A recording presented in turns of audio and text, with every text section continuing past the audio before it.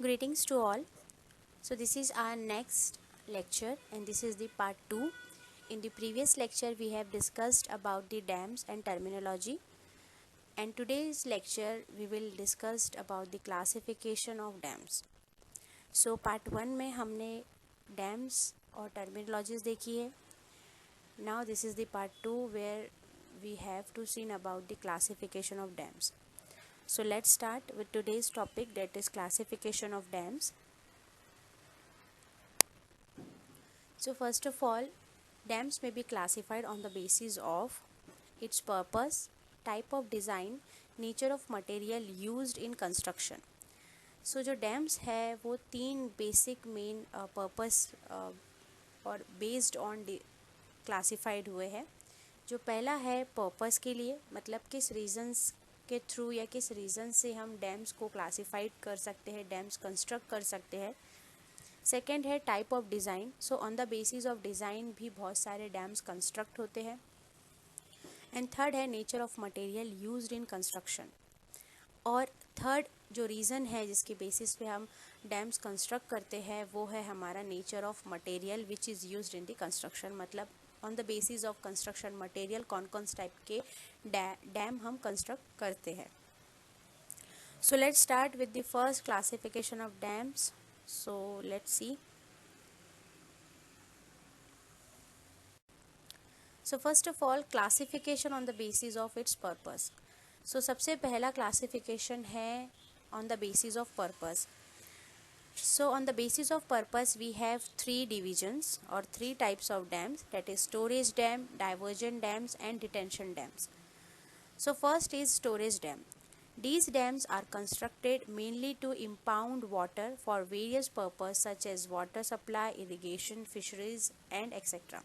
So storage dam जो है on the basis of purpose हम construct करते हैं, और storage dam वो डैम होते हैं जो mainly water को store करने के लिए बनाए जाते हैं, इम्बाउंड करने के लिए बनाए जाते हैं. और वो जो वाटर है वो वेरियस रीज़न के लिए बहुत सारे रीजन्स के लिए यूज़ होता है. फॉर एग्जांपल वाटर सप्लाई होता है वो डैम से, इरिगेशन पर्पस के लिए वो डैम यूज़ होता है, फिशरीज़ के लिए वो डैम यूज़ होता है, और बहुत सारे ऐसे यूजेस हैं.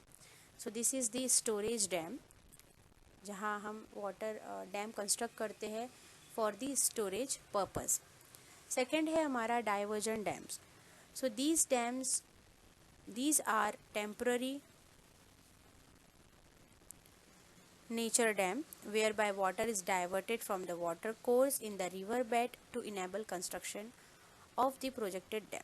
So diversion dam जो होते हैं वो एक temporary nature के डैम होते हैं, मतलब short time period के लिए बनाए जाते हैं, जहाँ पे वाटर को डाइवर्ट किया जाता है from the water course in the river bed. So ये जो डैम होते हैं इसलिए बनाए जाते हैं, जैसे फॉर एग्जांपल कोई रिवर चैनल है जिसका जो वाटर रिवर चैनल का जो कोर्स है, जो फ्लो है, वो अगर डिस्टर्ब हो जाता है तो वहाँ पे टेम्प्रेरी बेसिस पे डैम कंस्ट्रक्ट किए जाते हैं आर्टिफिशियल रिजर्वायर के रूप में, और वो जो रिवर चैनल है फिर वो एज इट इज़ अपने पुराने शेप में आ जाती है बिकॉज ऑफ दी डैम. और फिर उसके बाद में अगर कोई कंस्ट्रक्शन वर्क होगा या प्रोजेक्ट होगा तो वहाँ पर हम वो प्रोजेक्ट वर्क कर सकते हैं. बहुत सारे डैम्स को बहुत सारे प्रोजेक्ट वर्क हम with in these diversion dams हम क्रिएट या जनरेट कर सकते हैं. सो this is the temporary nature dam जो कि डाइवर्जन्स ऑफ रिवर चैनल के लिए बनाए जाते हैं, और आफ्टर डैट हम कुछ प्रोजेक्ट वर्क्स भी कर सकते हैं within the period. Third और लास्ट है detention dam. So these dams are constructed mainly to cut down the velocity of turbulent flood water and to prevent damage to crop and property. So ये वाले जो dam होते हैं ये mainly जो river की जो वेलोसिटी होती है, जो फ्लड की जो वेलोसिटी है, उसके फ़्लो को कम करने के लिए डैम बनाए जाते हैं. और मेनली अगर बोले तो ये जो डैम है फ्लड कंट्रोल करने के लिए बनाए जाते हैं. सो दिस इज़ वेरी इंपॉर्टेंट. ये एग्ज़ाम में भी पूछ सकता है, वाइवा में भी पूछ सकता है, और जीके का क्वेश्चन है कि ऐसे कौन से डैम है जो फ्लड कंट्रोल करने के लिए बनाए जाते हैं. सो वो है हमारे डिटेंशन डैम, जो मेनली इसलिए कंस्ट्रक्ट करते हैं ताकि हम वेलोसिटी जो है फ्लड की उसको कम कर सके, और to prevent the damage to crop and property, जिसकी हेल्प से हम क्रॉप जो होते हैं, जो एग्रीकल्चर होता है उसको हम प्रिवेंट कर सके, उसका डैमेज को प्रिवेंट कर सके, और प्रॉपर्टी जो है उसको हम उसके डैमेज को कंट्रोल कर सके या रोक सके। ठीक है, तो detention dams is very important to cut down the velocity of the turbulent flood. So on the basis of purpose, we have three major type of dams: storage dam, diversion dam, and detention dam. Storage dam are those dam which are constructed for the storage of water. Diversion dam which are constructed for the temporary basis, and the detention dam are constructed for mainly to cut down the velocity of that water and to prevent the damage of crops and properties. Now we will see the next classification of the dams.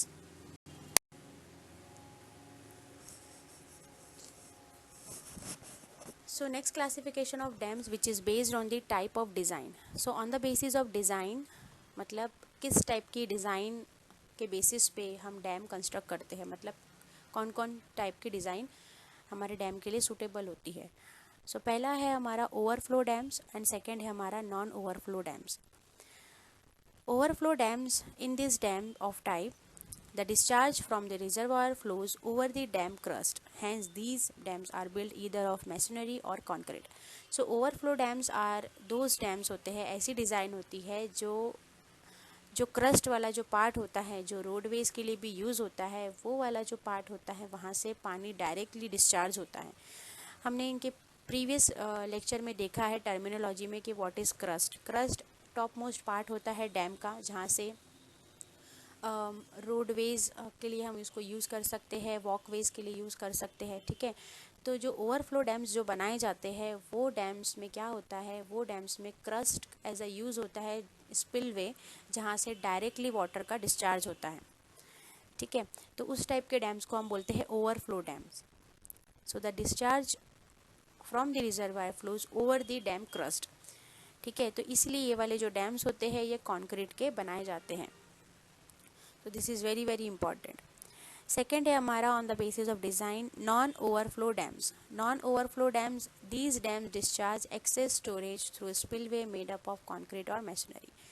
Non overflow dams, जो normal dams जो हमने देखा है terminologies के time पे, जो हमने structure देखा है नॉन ओवरफ्लो डैम्स का, वो डैम्स जहाँ स्पिलवे यूज़ होता है डिस्चार्ज ऑफ वाटर के लिए, मतलब जो स्पिलवे हमने देखा जैसे वाटर का डिस्चार्ज होता है, वो आते हैं हमारे नॉन ओवरफ्लो डैम में। जो नॉर्मली जो वे है, जो पैसेज है डैम का जहाँ से वाटर रिलीज़ होता है, वो आते हैं नॉन ओवरफ्लो डैम्स में। मतलब वो डैम का डिज़ाइन जहाँ पे स्पिलवे के थ्रू वाटर डिस्चार्ज होता है, वाटर रिलीज़ होता है, उसे हम बोलते हैं नॉन ओवरफ्लो डैम्स। और ये भी कंक्रीट और मैसनरी के बनाए जाते हैं। ठीक है, so on the basis of classification of dam which is based on the design, we have two main type of dams, that is overflow dams and non overflow dams.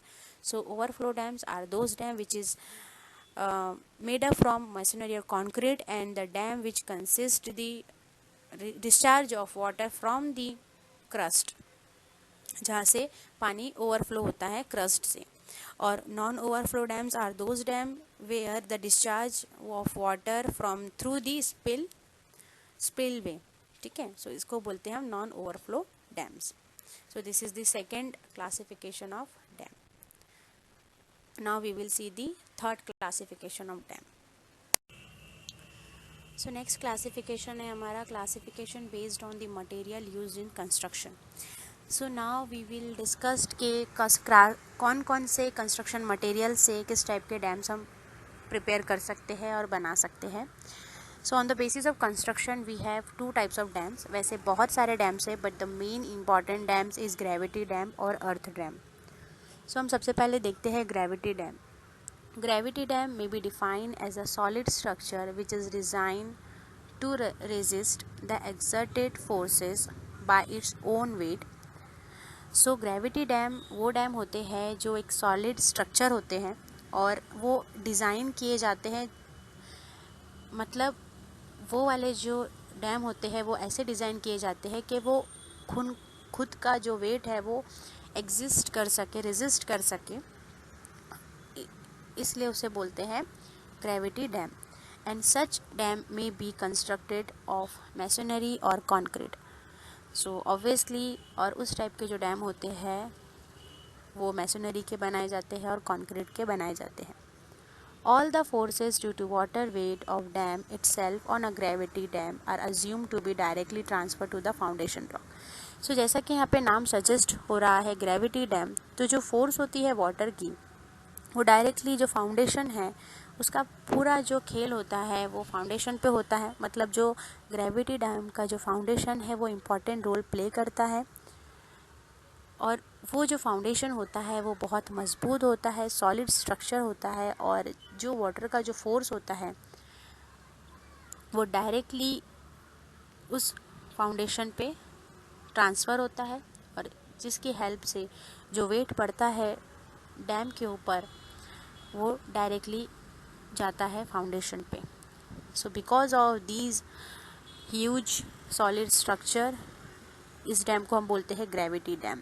So gravity dam एक ऐसा dam है जो solid structure consist करता है और उसकी design ऐसी बनाई जाती है कि जो खुद का वेट, जो एक्सर्टेड फोर्स है जो अप्लाई होती है थ्रू दी वाटर या वाटर फोर्सेस के थ्रू, वो खुद का वेट, ओन वेट फोर्स को रेजिस्ट कर सके, इस तरीके से उसको डिज़ाइन किया जाता है।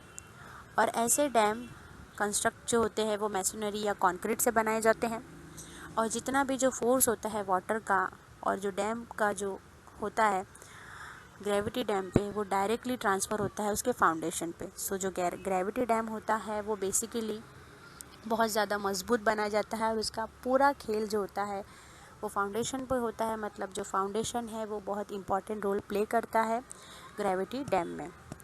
ठीक है, तो this is very very important point. Next है हमारा earth dam.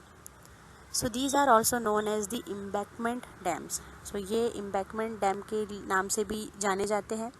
These dams are constructed by using the earth material and the rock fragments. So ये वाले जो डैम होते हैं ये अर्थ मटेरियल को यूज़ करके बनाए जाते हैं। Earth material in the sense जैसे सॉइल हो गया, ग्रेवल्स हो गया, सिल्ट, क्ले, ये सारा अर्थ मटेरियल है। ठीक है, तो ये अर्थ मटेरियल को यूज़ करके बनाए जाते हैं और रॉक फ्रैगमेंट्स को यूज़ करके बनाए जाते हैं। तो rock fragments in the sense silt, pebbles, cobbles, gravels, ये सारे आते हैं हमारे रॉक फ्रैगमेंट्स में। और ये सब जो भी मैंने अभी नाम लिए हैं, जो टर्म यूज़ किए हैं, ये सब हम सेडिमेंट्री वाले लेक्चर में पढ़ चुके हैं। ठीक है, तो जैसे कि मैं हमेशा बोलती हूँ कि जो भी मैं टर्म यूज़ करती हूँ ये सारे हम प्रीवियस लेक्चर में पढ़ चुके हैं।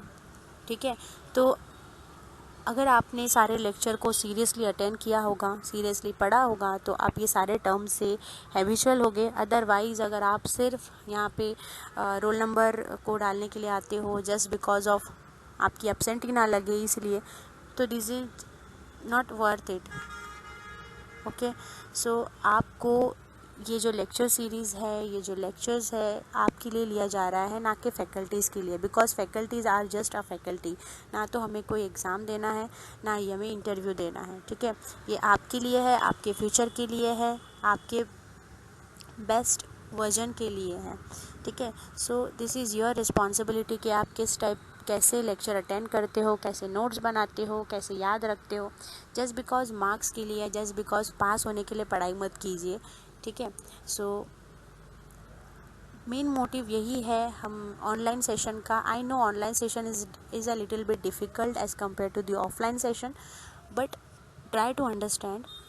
ठीक है, समझने की कोशिश कर दिए। कुछ ना होने से बेटर कुछ होना होता है, so it will be worthful.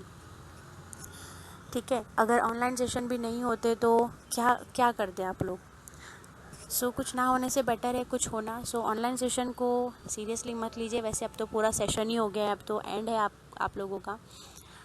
सो फिर भी मैं यही कहूँगी कि अब तक के जितना भी आपने किया है, आई होप कुछ स्टूडेंट्स ने नोट्स बनाए होंगे, कुछ ने सीरियसली पढ़ाई की होगी, या फिर जस्ट बिकॉज रोल नंबर डालने के लिए मत आइए। ठीक है, क्योंकि आपके रोल नंबर कोई नहीं देखने वाला, आपके मार्क्स सब देखने वाले हैं। सो इसलिए बार बार मैं कहती हूँ कि लेक्चर सीरीज़ को देखिए, प्रैक्टिकल सेशन को अटेंड कीजिए, because it's important. Otherwise marks बहुत बहुत बेकार आने वाले हैं आप लोगों के। और आई नो अभी ऑनलाइन एग्ज़ाम है तो आप सभी लोग चीटिंग कर रहे हैं। ठीक है, और ये हर फैकल्टी जानता है कि आप एग्ज़ाम दे रहे हो फुल प्रूफ, फुल चीटिंग के साथ, ठीक है।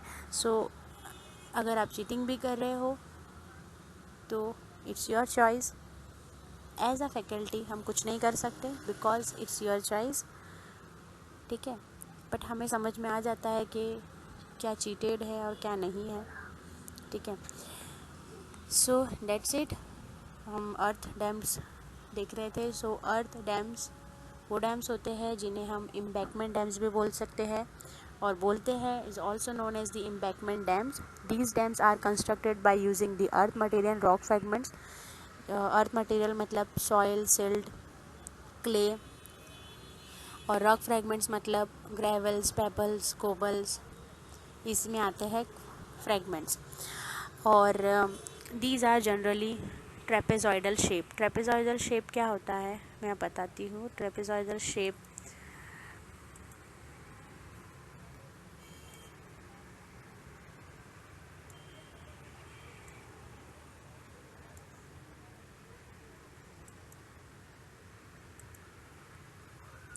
ये होता है ट्रेपेजॉइडल शेप, ठीक है। तो ये ट्रेपेजॉइडल शेप कुछ इस तरीका का होता है। तो जो एम्बैंकमेंट डैम होते हैं या अर्थ डैम होते हैं वो कुछ इस तरीके से बनाए जाते हैं जिसे हम ट्रेपेजॉइडल शेप बोलते हैं और इस तरीके के वो दिखते हैं। Earth material are best suited for broad valleys with earth foundation such as consolidated और weathered gravel, silt और clay। सो जो अर्थ मटेरियल है वो ब्रॉड वैली से लिए जाते हैं और एज अ फाउंडेशन उन अर्थ मटेरियल को हम यूज़ कर सकते हैं, करते हैं और वो कंसोलिडेटेड होते हैं। अब कंसोलिडेटेड और अनकंसोलिडेटेड क्या क्या है, अगेन वही टर्म है जो मैं प्रीवियस लेक्चर में, सेडिमेंट्री वाले लेक्चर में मैं बता चुकी हूँ कि what is consolidated and what is unconsolidated. So अगर आपको पता है व्हाट इज़ कंसोलिडेटेड और unconsolidated, so please answer in the comment section. जो भी मैं लेक्चर में पूछती हूँ और जो स्टूडेंट आंसर देता है मुझे पता चल जाता है, ठीक है। और अगर आपको इनकेस नहीं पता है what is consolidated and what is unconsolidated rock fragments, तो आप सेडिमेंट्री वाला लेक्चर देखिए, सो आपके डाउट क्लियर हो जाएंगे, ठीक है। और weathered rock is also a previous term जो मैं बहुत सारे लेक्चर में यूज़ कर चुकी हूँ और बता भी चुकी हूँ कि what is weathered rock, gravel, silt और क्ले। तो ये जो सारे टर्म्स है ये हम प्रीवियस लेक्चर में डिस्कस कर चुके हैं, ठीक है।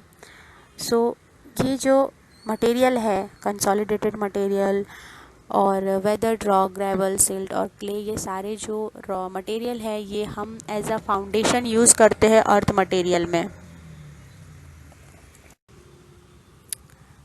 सो ये सारे जो कंसोलिडेटेड मटेरियल्स है और वेदर रॉक है ये as a foundation, as a base use होते हैं अर्थ डैम में, ठीक है। So this is very important questions कि आपको क्वेश्चंस पूछ सकते हैं इंटरव्यू और वाइवा में कि ऐसा कौन सा डैम है जहाँ पे earth material as a base, as a foundation use होता है। तो वो डैम है हमारा अर्थ डैम जहाँ पे अर्थ मटेरियल और rock fragments as a construction material use होता है, as a foundation material use होता है, ठीक है। So this is all done where we have seen the three types of classification of dams: classification based on purpose, classification based on design, and classification based on construction materials। So construction material, gravity dams and earth dams, ठीक है। सो यहाँ पे हमारा second part जो है dams का वो complete होता है और in the next lecture we will see the defects and the rocks which are used in the dam and defects of dams. जो भी डैमेजेस और प्रॉब्लम्स हम फेस करते हैं ड्यूरिंग द फॉर्मेशन और during the construction of the dams वो हम next part में डिस्कस करेंगे। So this is all done. So that's it. See this is the end of the lecture. और आप बताइए ये इमेज कौन से डैम की है। ये हम प्रीवियस लेक्चर में डिस्कस कर चुके हैं। ये डैम को मैं एक थोड़ी सी हिंट दे देती हूँ। ये डैम बना है सतलज रिवर पे, ठीक है। अब आप मुझे बताना है कि ऐसा कौन सा डैम है जो सतलज रिवर पे बना हुआ है, ठीक है। और मुझे ये जो डैम है, ये जो लास्ट की इमेज है, इसका नाम आप मुझे कमेंट सेक्शन में बताइए, क्योंकि मैं प्रीवियस लेक्चर में ये डैम डिस्कस कर चुकी हूँ। जब मैंने इंडियन एग्जाम्पल बताया था उसमें ये डैम डिस्कस कर चुकी हूँ। ये इंडिया में है और ये सतलज रिवर के ऊपर बना हुआ कंस्ट्रक्टेड हुआ डैम है, और आपको मुझे ये बताना है कि ये कौन से स्टेट में है। ठीक है, सो यहाँ पे हमारा पार्ट 1 पार्ट 2 कंप्लीट होता है डैम का। नेक्स्ट लेक्चर में हम डैम में जो डिफेक्ट्स आते हैं वो देखेंगे, और कौन से रॉक यूज़ होते हैं डैम्स में हम वो देखेंगे। ठीक है, और आई होप प्रैक्टिकल सेशन आप कर रहे होंगे और प्रैक्टिकल्स रिकॉर्ड में लिख रहे होंगे, बिकॉज हमारे प्रैक्टिकल्स होते हुए आए हैं। और RQD वाला जो लेक्चर है उसे भी अच्छे से अटेंड कीजिए, क्योंकि RQD पे क्वेश्चंस भी आते हैं, और डिप एंड स्ट्राइक प्रॉब्लम्स भी तो बहुत ही ज़्यादा ज़रूरी है। डिप एंड स्ट्राइक प्रॉब्लम को सॉल्व करिए, प्रैक्टिस कीजिए, क्योंकि बहुत ज़्यादा इम्पॉर्टेंट है। ठीक है, सो यहाँ पे हमारा पार्ट 2 कंप्लीट होता है। अगर आपको कोई डाउट है, कोई भी प्रॉब्लम है, तो आप कमेंट सेक्शन में पूछ सकते हैं। और अगेन जैसे कि मैंने बताया कि आपको जिस टाइप के क्वेश्चन आते हैं, फॉर एग्जांपल अगर आपको पूछा है व्हाट इज़ डैम, डिफाइन इस टर्मिनोलॉजी, तो आपको एक वही लिखना है जो क्वेश्चन में पूछा है with sketch neat and sketch diagram. और अगर आपको क्वेश्चन आता है what is dam and give is classifications, तो आपको यही लिखना है, उसमें फिर टर्मिनोलॉजी लिखने की ज़रूरत नहीं है। सो जैसा क्वेश्चन पूछा है आपसे, आपको वैसे ही लिखना है, आपको अदरवाइज़ और कुछ नहीं लिखना है। और इम्पॉर्टेंट ये है कि आपको डायग्राम निकालना बहुत ज़्यादा ज़रूरी है। तो पूरी क्लासिफिकेशन को आपसे क्लासीफाई करेंगे। 3 क्लासिफिकेशन है डैम्स के। ठीक है, बहुत ज़्यादा हौच पौच नहीं करना है, सिंपल और क्लीन वे में आपको आपका आंसर लिखना है। ठीक है, so that's it, this is the end of the lecture. Next lecture में हम नेक्स्ट टॉपिक डिस्कस करेंगे डैम से रिलेटेड। तब तक के लिए stay safe, stay healthy, thank you. और अगर कोई डाउट हो तो आप कमेंट सेक्शन में पूछ सकते हैं।